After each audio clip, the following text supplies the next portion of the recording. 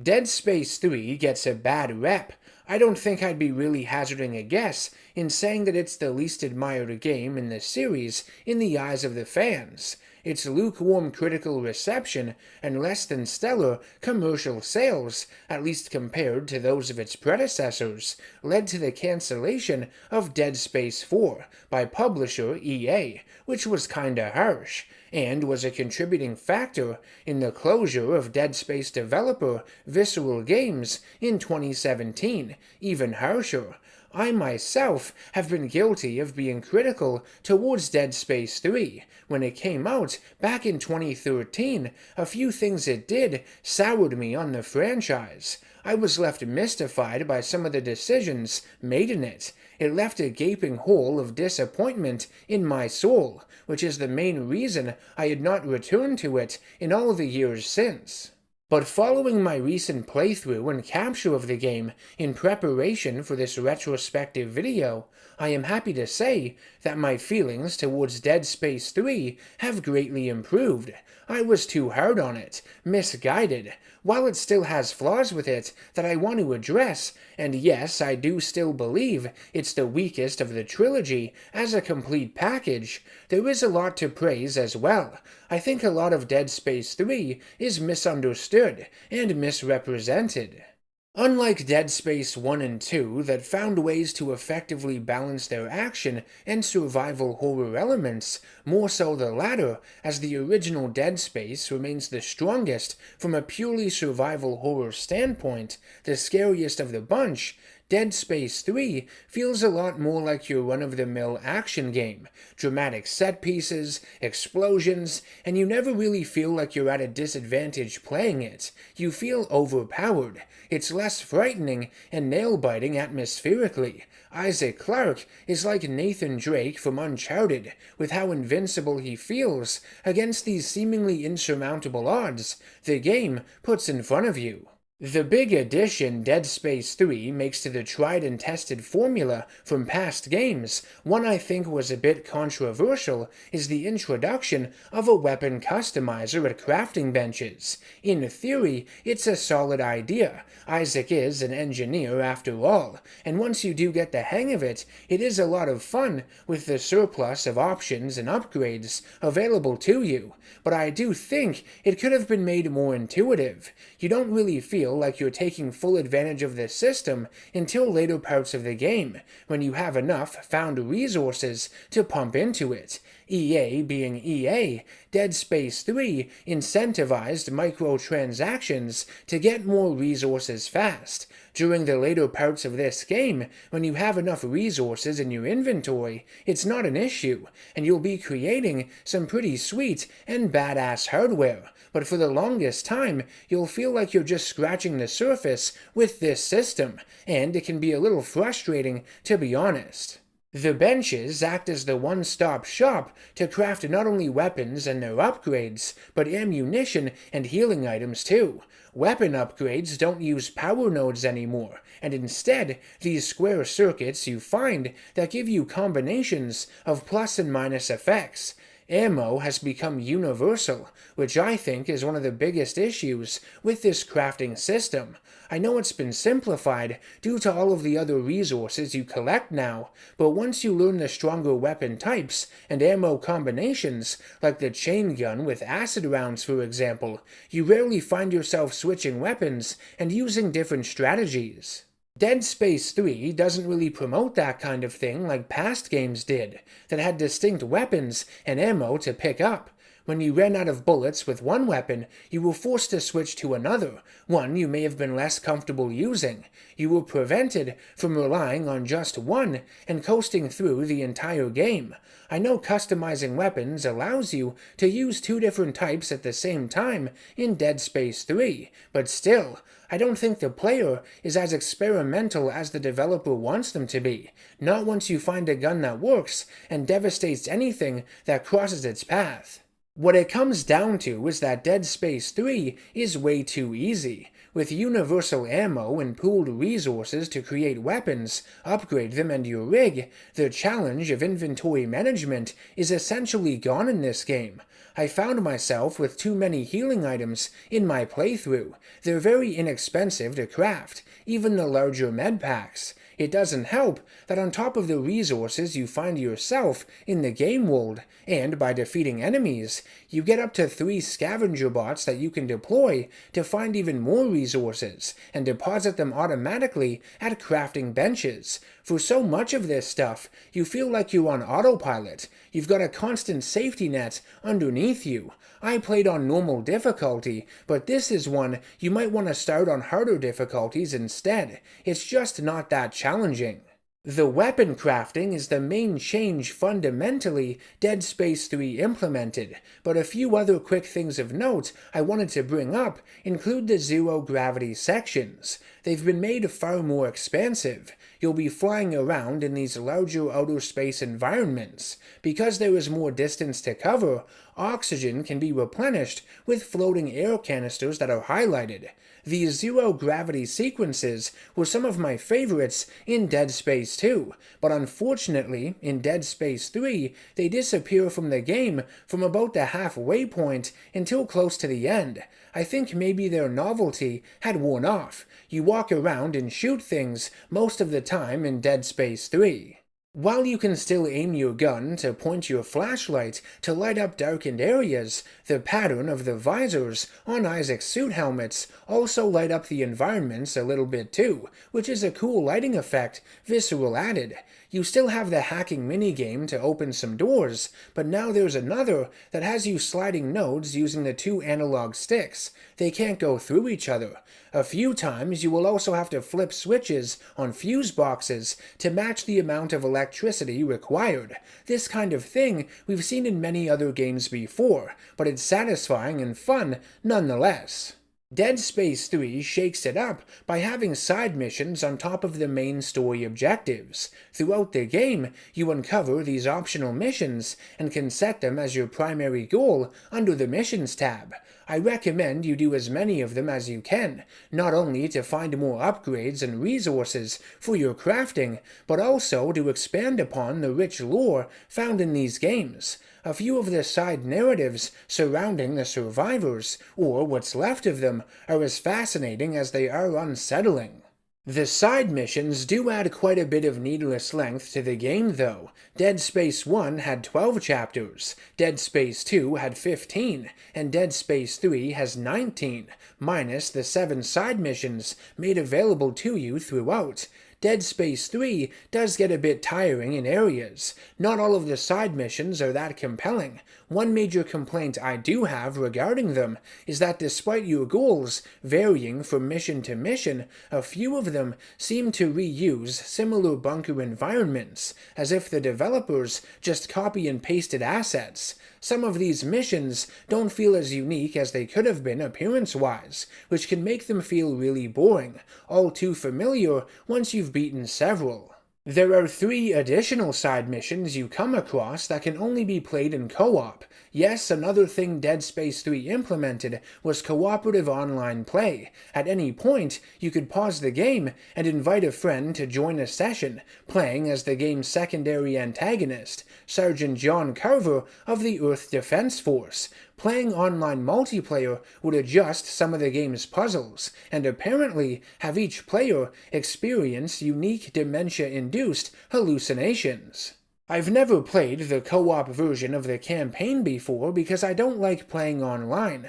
I didn't know anyone else who owned Dead Space 3 at the time of its release either, not to mention enjoyed it enough to invest more time in it to play with me. When you play the solo campaign, John Carver will pop up a few times within cutscenes to give the illusion that he's in your vicinity, that he and Isaac have split up, performing their own tasks, and then regroup with each other at certain points, it can be kind of distracting. John Carver isn't all that interesting as a character either, at least not when compared to Isaac. His family had been killed in a necromorph outbreak. He has a chip on his shoulder as a result, some survivor's guilt. It's the kind of backstory we've heard a million times. He starts out a total piece of shit, not wanting anything to do with you, but slowly grows on you a little by the game's end. He becomes a loyal brother-in-arms. Story-wise, I think Dead Space 3 does most of the heavy lifting in this series, explaining a lot of the ideas introduced in the first two games, and bringing many of their concepts full circle. While the last half of the game is hard to put down, the earlier chapters are extremely disengaging for a variety of reasons, the weakest parts of any of these Dead Space games in my opinion. I think the drastic changes the game makes to its mechanics doesn't help. The player is overwhelmed by a lot of it. I didn't even mention yet that Dead Space 3 implements a cover system. I think it's sloppily executed and doesn't fit this kind of game whatsoever. I hate cookie-cutter military shooters, and having this kind of thing in Dead Space, shooting up human enemies instead of monsters, tarnishes the uniqueness of what made these games so special in the first place. The prologue of the game is set 200 years before the events of the rest of it. You don't play as Isaac, and instead, Private Tim Kaufman of the Sovereign Colonies, the precursor of what would become the EarthGov Colonial Alliance. On the remote frozen planet of Tau Volantis, Private Kaufman is sent to locate a mysterious object called the Codex by the head of the colony's science division, Dr. Earl Serrano. In this prologue, you are attacked by one of the few new enemy types in Dead Space 3, Wasters. They look like early-stage necromorphs. They take on the physical characteristics of their hosts in an attempt to trick or confuse their prey. They give me Thing from Another World vibes. Rather than use their sharp limbs to attack you, Wasters implement various melee weapons, such as axes, crowbars, and pipe wrenches. They transform as you battle them too. If you destroy their upper bodies, their legs will walk around with flailing tentacles in their place. If you destroy their legs, their torso will grow tentacles that shoot projectiles at you like the Lurkers do. They function like the Wavo from Resident Evil 6 that came out the year prior, only that game had a lot more variations to their transformations, depending on where you damaged them. Private Kaufman would obtain the Codex on a crashed starship, the Mule, and reach an encampment to find his fellow soldiers dead, hanging on electrical wires. Kaufman would be startled by his commanding officer, General Spencer Mahad. Kaufman would explain that if he gets the Codex to the city, he could save them all. The general tells Kaufman that things have gotten out of control with their expedition. The general would suddenly turn on Kaufman and shoot him point blank in the face before saluting the flag of the Sovereign Colonial Armed Forces and taking his own life. Now, you don't know the circumstances behind what is going on at first. That comes later on, and through several text logs you find. But basically, General Mahad thought he was helping stop a necromorph infestation by killing all of his men on the planet so they couldn't leave and spread the message of the marker. But, as we will soon learn, preventing Private Kaufman from reaching the so-called city, he inadvertently doomed all of humanity. We cut to the present, a few years after Dead Space 2, in the year 2514. Isaac and Ellie had begun a relationship and tried to settle down, hiding out from EarthGov in the grungy New Horizons lunar colony on Earth's moon. At some point, Ellie had broken up with Isaac because he kept running from his past. She wanted to continue pursuing the markers and put a stop to them, whereas Isaac just wanted to be left alone. I think Ellie's behavior here is very cruel, considering the fact that Isaac has done most of the work fighting monsters up till now, and essentially had his brain fucked by an alien artifact. If Ellie had been experiencing any dementia-induced hallucinations, we aren't made aware of them as the player. It's as if she's been immune to them all this time. I call bullshit there. Honestly, I don't like what was done with Ellie in Dead Space 3. She went from being one of my favorite supporting characters to one of my least favorite. She pulls a complete 180 from what she was at the end of Dead Space 2, someone Isaac could lean on with his trauma, to someone who straight up abandoned him for it. Throughout Dead Space 3, it's clear that she still has feelings for Isaac. By the end, Ellie straight up says she loves him again. Her character doesn't grow in any significant way, even after the death of, well, we'll get to that in a bit, but nothing about this story in regards to her and her relationship with Isaac feels paramount. It's moving backwards, not forwards. It's a complete waste of time, in my opinion, contrived in every sense of the word. Anyways, Isaac would be forcibly approached in his apartment by two EarthGov soldiers, the aforementioned John Carver, accompanied by Officer Robert Norton. They tell him that Ellie needs his help on a new mission involving the Markers. Her last point of contact was near the planet of Tau Volantis. Reluctantly, he agrees, and meets up with her and her team, consisting of engineer Jennifer Santos and old-timey veteran Austin Buckle, on an abandoned military platform orbiting the Tau Volantis system, called the CMS Roanoke. Ellie's eye, that she lost during the events of Dead Space 2, has been replaced with an artificial one, and we come to learn that Norton is Ellie's new boyfriend. Lovely. The two have zero chemistry together, and a lot of this story focuses on the love triangle between Isaac, Ellie, and Norton. Norton is a complete douchebag, and Isaac and Norton are at each other's throats countless times due to their bitter jealousy towards the other. It's like they're back in high school. I get that people can become stubborn, desperate, and irrational during survival situations like this, but it still doesn't make it fun to sit through in a video game. This kind of shit should be the last thing on everyone's minds. It just pulls all three characters down, having all this unnecessary baggage attached to them. Isaac would help Ellie decipher strange marker inscriptions found on the walls of the Admiral's quarters on the Roanoke. They speak of a key, a machine, and the words "turn it off" written over and over again. Isaac and Ellie believe that Tau Volantis may be the homeworld of the Markers. If they can locate the key and use it to turn off the machine, they could end this necromorph nightmare for good. Up until now, both Norton and Carver, more so the former, would talk down to Isaac and order him around like a dog, despite Isaac having far more experience than either man in combat against the necromorphs. When Isaac and Ellie formulate a plan to go down to Tau Volantis, Norton strongly opposes it, feeling outnumbered by the rest of the team and concerned that Ellie may still have feelings for Isaac. This only makes him more hostile towards Isaac. The crew would search an old Sovereign Colony ship, the CMS Terra Nova, drifting nearby, for a functioning shuttle to take down to the planet's surface. In the Terra Nova's cargo bay, you encounter the first regenerating hunter in this game, and shortly afterwards are chased by yet another, having to fight two off simultaneously while waiting for a tram to arrive at the station.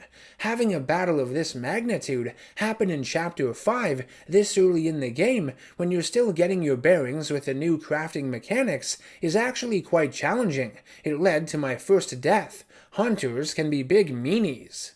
When you make it to the shuttle bay in Chapter 6, and Ellie accidentally initiates the launch procedure, you have to deal with the hunters again, moving quickly through catwalks as walls of flame shoot out all around you to block your path and slow your progress. Afterwards, the hunter enemy type does not return for the remainder of the story, which is kind of upsetting. I think there are 3 you fight at the same time later in the game on Tau Volantis, but it's exclusive to one of the co-op side missions, I believe. I wouldn't know. I've never played them.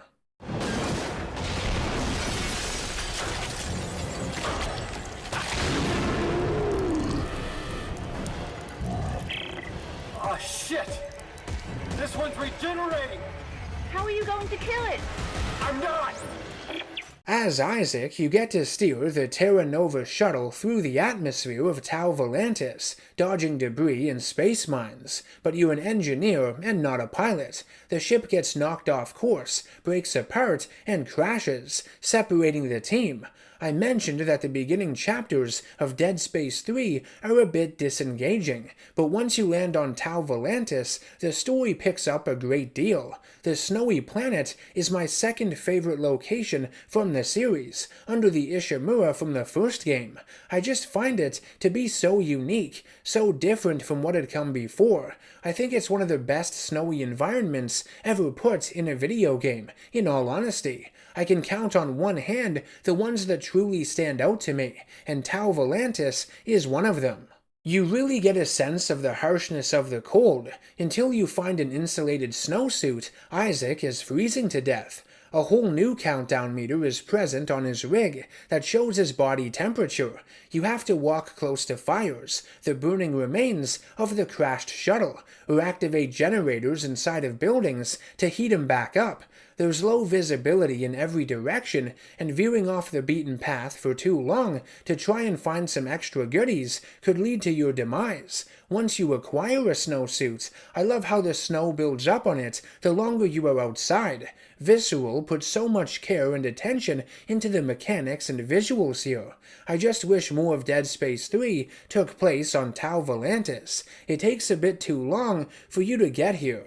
Necromorphs will frequently jump out of the snow to attack you. In some of the lodging areas you explore, you come across thin necromorphs called feeders that have heightened senses and respond to sound and bright lights. They are the result of humans resorting to eating necromorph-infected flesh to survive, and would become infected themselves. Clearly they're inspired by the legend of the Wendigo. Creepy stuff. On your way to get a snowsuit, you find Buckle, who dies of wounds and hypothermia. Isaac manages to regroup with the rest of the team who had survived the crash. They come across a giant, frozen necromorph hive mind in a warehouse, and Isaac uses a special device to activate nerve clusters inside its body so they can track down the marker's signal. Afterwards, Norton chooses to not release you from the cage that lowered you inside of it. He wants to ensure Ellie survives this suicide mission. I never understood this. Did Norton not think Isaac could use stasis to simply pull the lever and open the cage? Isaac has been using stasis this whole time. What a dipshit. Activating the nerve clusters also reawakens the hive mind, and you have a boss battle with it reminiscent of the one at the end of the original Dead Space. Once you kill it, Norton double-crosses you, blaming Isaac for the entire situation and attempts to shoot him. Isaac, in self-defense, is forced to put a bullet in him instead. I decided to drop his corpse off the cliffside. Goodbye, fuckface. Ellie isn't gonna be happy, though. At first, hearing the news of Norton's actions, Ellie doesn't take it too well and stops communicating with Isaac, furious at him. But it doesn't last that long, quite frankly, like 20 minutes or so. She gets over the death of her new boyfriend as if it were just a minor inconvenience, before showing more affection to Isaac again. It's all very poorly written and paced, and once again damages Ellie's character coming off of Dead Space 2. Santos would be killed on a lift by a large creature known only as the Snow Beast that you encounter multiple times on the planet. Her death is actually quite impactful because trying to hold the elevator up endangers the rest of the team, as the added weight of the monster is causing the mountainside to collapse. Carver is the one to cut the cable, saving the rest of their lives, but Isaac becomes angry, in denial over her death, and feeling there was something he could have done to prevent it, when in reality there wasn't. The surviving heroes would learn of a device known as the Codex, as well as a guide for it, a creature codenamed Rosetta. You locate its various pieces, one of which involves you solving this frustrating turn puzzle that has 2 of the 3 sections attached to each switch that move different degrees. I hate it. Once you find all of the pieces of Rosetta, you move them all with stasis into the proper order, matching all the cuts made when the Sovereign Colony's scientists dissected it. Turns out, Rosetta is actually an ancient extraterrestrial native to Tau Volantis. Much like many other worlds, their ocean planet was overrun with the necromorph virus, and in desperation, the aliens built a large machine to send it into an instant ice age, to stop the convergence event that was happening due to the black marker discovered there. Dead Space 3 further explains what convergence truly is, the final step in the necromorph life cycle. All of the necromorph tissue that gets hurled into the air during convergence is combined with the remnants of the infected planet to form one large, highly intelligent biomass called a brethren moon. They are the source of the marker signals. They form black markers inside themselves that they can disperse to new planets. Their ultimate goal is to replicate themselves and consume all organic life in the universe. It's time now that I discuss the human antagonist of this game, Jacob Arthur Danik, a high-ranking member of the Church of Unitology who leads a splinter terrorist group within it called the Inner Circle. I think Danik is the best human villain in the series. He feels the most fleshed out as a character, and his motivations, while deranged beyond belief, are interesting. The Circle wants to free all the markers from EarthGov's control, so that all of humanity can experience their glorious death and spiritual rebirth. His terrorists destroy several marker testing labs on New Horizons at the beginning, which allows their signals to be released and a necromorph infestation to run rampant.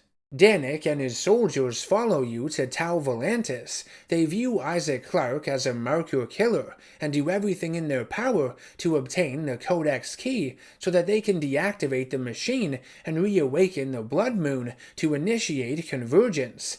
Danik is a wicked villain, my favorite of the human ones in the Dead Space games, but I do still find him to be very cliché and incompetently written.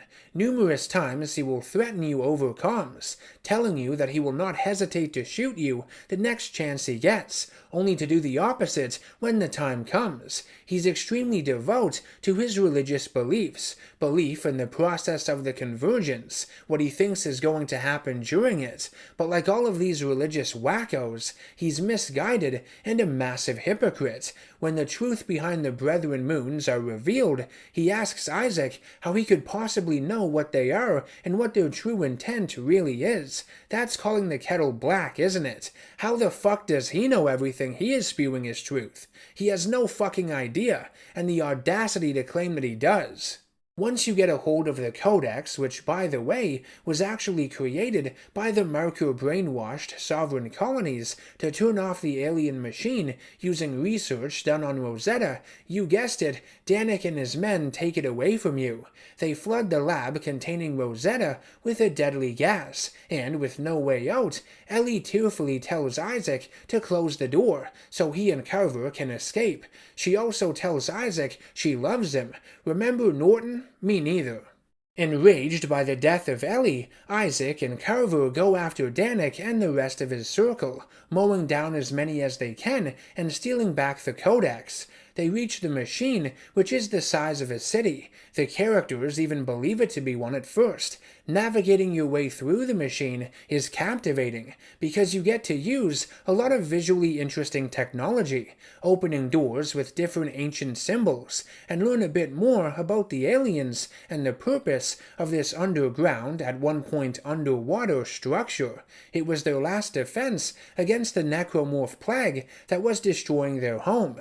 The machine acted as a protective seal against evil that had now become tampered with by the most pig-headed and selfish creatures in the universe, humans. Ellie's death felt so rushed and contrived in this story, but what I find even more contrived is the revelation that Ellie managed to survive the poison decontamination gas crawling through ventilation ducts. I highly doubt that was possible given the timeline of events. The Inner Circle would capture Ellie, and Danik uses her as leverage to get the Codex back from Isaac and Carver in the heart of the machine. He uses it to deactivate the alien device and resume the convergence event. Danik is immediately impaled and crushed by falling debris. I guarantee his spirit went nowhere. The incomplete necromorph moon, originally believed to just be the planet's regular moon, awakens and begins to consume all organic matter on Tau Volantis to grow larger and stronger. Isaac kisses Ellie goodbye and has her board Danik's shuttle to safety. He and Carver would make their way up to the Brethren moon and fight it. The boss battle is okay, feels more like set dressing than anything else. You just kill a few necromorphs that spawn and throw floating markers into the creature's multiple eyes with your stasis. There isn't a whole lot to it given the scale of everything. The moon feels like a pushover and doesn't really do a whole lot to attack you personally. A few tentacles that pop up that you have to shoot, that's all. Nothing too crazy. Isaac and Carver manage to reactivate the machine with the Codex, which kills the Blood Moon and sends it crashing into Tau Volantis. Carver gets sucked into the air, and we see Isaac falling to his death, looking at a picture of Ellie one last time before accepting his inevitable fate. Ellie has remained in orbit in Danik's shuttle, and is emotional when she realizes Isaac is gone. The marker signal can no longer be detected, and she sets off for Earth's coordinates. And that's where the story ends. After the credits roll, however, Isaac's voice is heard over the comms though, meaning he is alive. Too bad we never got a Dead Space 4. Maybe someday.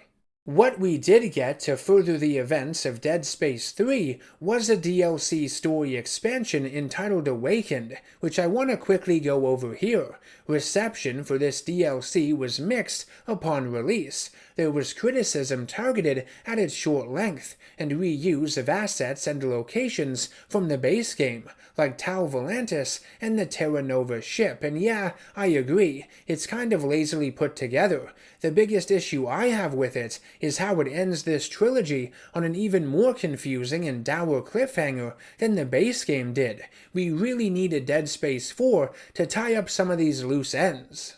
Isaac and Carver wake up on Tau Volantis, somehow having survived the battle with and subsequent destruction of the necromorph moon.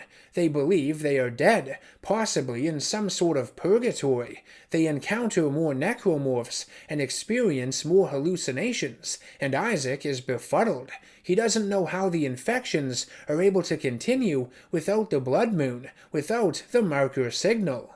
Awakened does implement horror a lot more than the base game did. There are quite a few effective jump scares and downright unsettling imagery sprinkled throughout. I think a lot of the reviews exaggerated how scary it is though. I don't think it's much worse than the main game is, in all honesty. A tad, but not much. And it still pales in comparison to the original Dead Space in sheer volume of frights. The ones in Awakened feel a bit more forced, put in there to rectify the lack of them in the base game.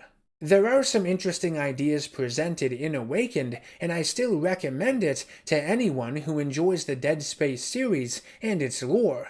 After Isaac and Carver downed the necromorph moon, the remaining unitologists on the planet felt their previously undying faith leave them. Another cult was then formed, ones who believe their bodies to be imperfect, which is why they were rejected during the Convergence event. Their leader would mutilate them, cutting off their hands or cutting out their eyes as offerings to their god. Members that die are even propped up and made to look like necromorphs since they were denied the real transformation. These unitologists have gone fucking bonkers, which is saying a lot given the insane beliefs they had before. The Awakened DLC is when we learn officially that there is more than one Brethren moon, and that they are all interconnected with a single intelligent hive mind. Carver wants to leave for Earth and warn the rest of humanity, but visions Isaac has been experiencing hint that the moons may be using them to locate Earth so they can destroy it.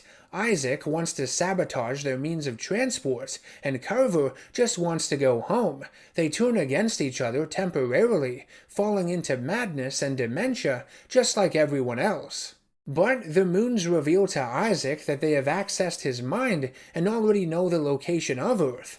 They had been stalling the heroes, giving themselves enough time to get there. Isaac and Carver repair the Terra Nova and use it to return to the Earth, only to hear transmissions of a necromorph attack. They look out the cockpit window to see several brethren moons, and one crashes into the ship. The screen goes black, and their true fates remain unknown.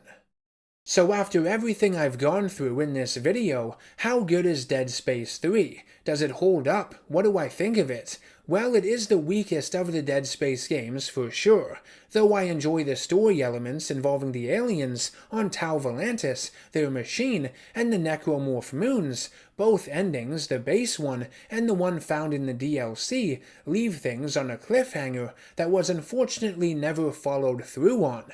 But even if a Dead Space 4 comes out, Dead Space 3's story is still paced pretty poorly in a few areas, and the writing can be mucky as well surrounding some of the characters. The gameplay changes were also really awkward. I hate the cover system. It doesn't suit this kind of game, and the weapon crafting makes combat and resource management a picnic.